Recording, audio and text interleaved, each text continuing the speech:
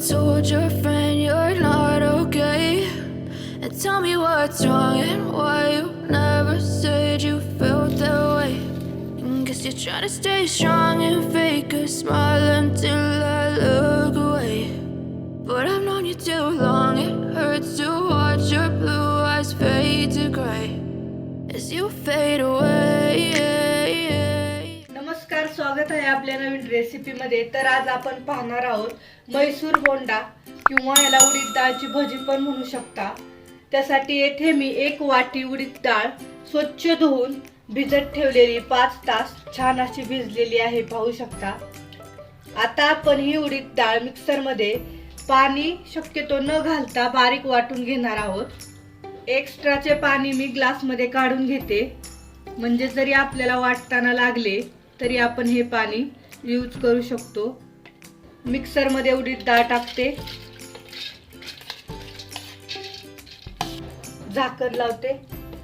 हे पहा, मी एकदा मिक्सर मध्ये बारीक करून घेतलेली, मला थोडस जाडसर वाटतंय म्हणून मी याच्यामध्ये 2 चमचे थोडस पाणी घालणार आहे आणि परत ही छान अशी बारीक करून घेणार आहे। आणि चमच्याच्या साहाय्याने हे बॅटर असं मिक्स करून घ्यायचे। परत मिक्सर मध्ये आपण हे बारीक करून घेऊया, झाकण लावते। हे पहा, छान असं बारीक झालेलं आहे हे मिश्रण, पाहू शकता। ते 2 चमचे पाणी टाकून हे छान असं बारीक वाटून घेतलेलं आहे। येथे मी काचेचा बाउल घेतलेला आहे। आता आपण जे मिक्सर मध्ये बारीक वाटून घेतलेलं उडीद डाळीचं बॅटर ते या बाउल मध्ये टाकूया। बाउल मध्ये बॅटर सर्व काढून घेतलेलं आहे। आता आपण 5 मिनिटं हे बॅटर हाताने फेटून घेणार आहोत, असं एकाच डायरेक्शनने घ्यायचं।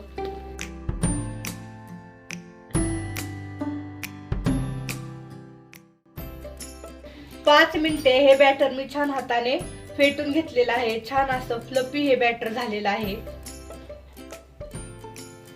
आता या मिश्रणामध्ये 1 चमचा जिरे, अद्रकचे बारीक तुकडे केलेले, कढीपत्ता, अर्धा चमचा चवीनुसार मीठ, येथे मी 2 हिरवी मिरची बारीक कट करून घेतलेली आहे आणि भरपूर अशी बारीक कट केलेली कोथिंबीर। सर्व हे मिक्स करूया।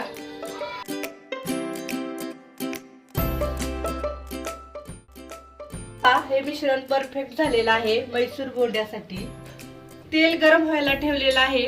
आता आपण मैसूर बोंडा जे थोडं पीठ टाकूया, तेल तापलंय का नाही ते चेक करूया।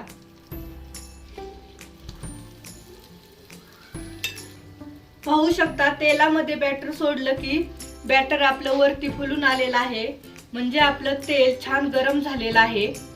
तेल असं परफेक्ट असं तापलेलं आहे। येथे मी एका वाटीमध्ये पाणी घेतलेलं आहे। पाण्याचा हात घ्यायचा, म्हणजे हे बॅटर आपल्या हाताला चिकटणार नाही। आणि असा गोळा घ्यायचा।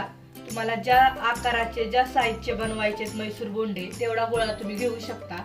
आता आपण हे गोळे तेलामध्ये टाकूया तळण्यासाठी।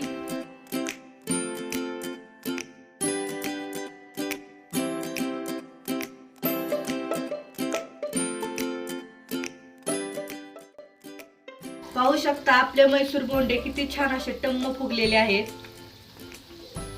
तेल छान तापल्यामुळे हे छान आपलं बॅटर सोडलं की तेलामध्ये असं फुलून आलेलं आहे। आता आपण हे मैसूर बोंडे दोन्ही साइडनी गोल्डन ब्राउन कलर येऊपर्यंत तळून घेणार आहोत। छान गोल्डन ब्राउन कलर येऊपर्यंत आपण तळून घेतलेले आहेत मैसूर बोंडे। आता आपण डिश मध्ये काढून घेऊया।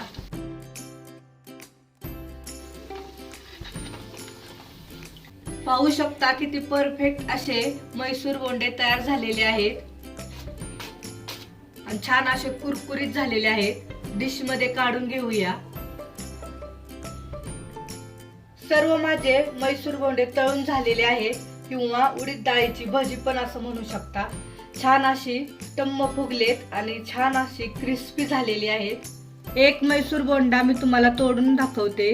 बाहेरून छान कुरकुरीत, आतमधून छान असा सॉफ्ट, छान असा स्पॉन्जी।